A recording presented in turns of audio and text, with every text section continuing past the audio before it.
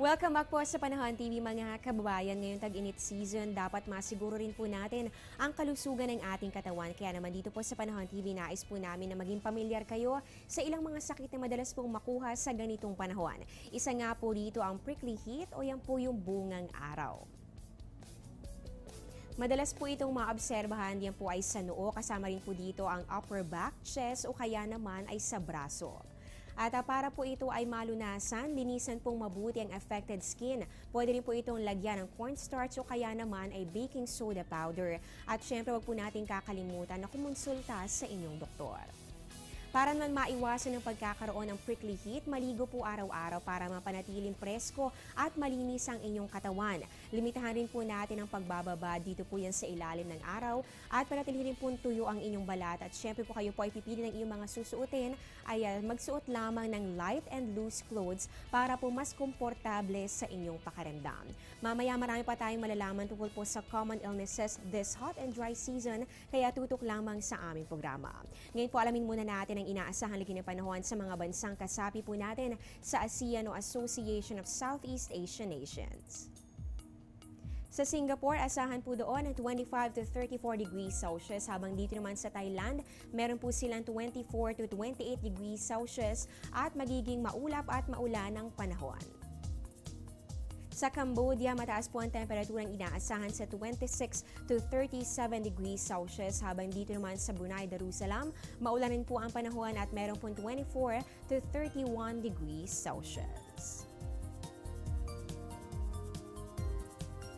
Ngayon po alamin po natin ang inaasang weather conditions sa natitirang bahagi pa ng Asia. Para po dito sa Hong Kong, inaasahan po natin ng 19 to 21 degrees Celsius. Meron lamang po mga occasional rains. At para po dito sa Japan, merong 3 to 13 degrees Celsius. At ngayon dumako na po tayo sa ating global weather. Hatid po sa atin ng WMO o World Meteorological Organization. Unahin po natin sa USA and Canada. Sa Los Angeles, meron 12 to 22 degrees Celsius, habang dito naman sa Ottawa, Ontario, mababa po ang temperatura sa negative 1 to 8 degrees Celsius. Dito naman sa Asia and Middle East, sa Kuwait City, Kuwait, mataas po ang temperatura ng aabot ng 25 to 35 degrees Celsius. At para po dito sa New Delhi, India, meron namang 19 to 28 degrees Celsius. Sa Europe naman po tayo, sa London, merong 8 to 16 degrees Celsius, habang dito naman sa Rome, inaasahan ng 4 to 18 degrees Celsius. At panghuli po natin dito po sa Australia and New Zealand. Sa Melbourne, inaasahan po natin ang 11 to 17 degrees Celsius. Meron lamang pong light rains. At para naman dito sa Wellington, meron pong 13 to 18 degrees Celsius.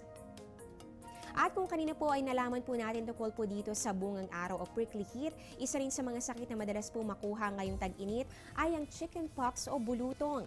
Ang mga sintomas ng sakit na ito, unahin po natin ang pagkakaroon ng rashes or reddish lesions na nagiging blister sa ikatlo at ika-4 na araw ng lagnat.